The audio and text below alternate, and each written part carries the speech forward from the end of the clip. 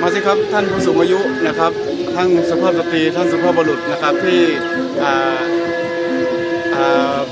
อายุมากนะครับหรือว่าออกกำลังกายแบบหักโหมไม่ได้นะครับก็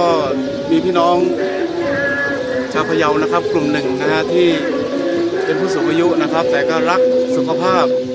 อยากให้ร่างกายแข็งแรงนะครับมีสุขภาพจิตที่ดีนะฮะและก็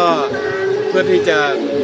เป็นตัวอย่างแก่ลูกแก่หลานในด้านการออกกำลังกายนะครับและที่หน้าพ่อขุนอนุสาวรีย์พ่อขุนงามเมืองนะครับที่ริมฝั่งพะเยานะฮะมีพี่น้องนะครับกลุ่มผู้สูงอายุนะครับกลุ่มหนึ่งนะฮะก็มาร่วมออกกำลังกายที่นี่ตี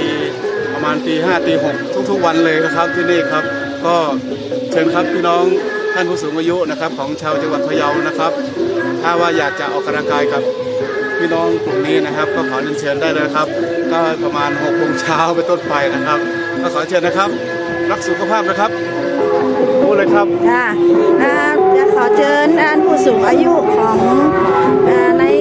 อำเภอเมืองพะเยาหรือในเขตเทศบาลก็ได้เจ้ามาร่วมกันออกก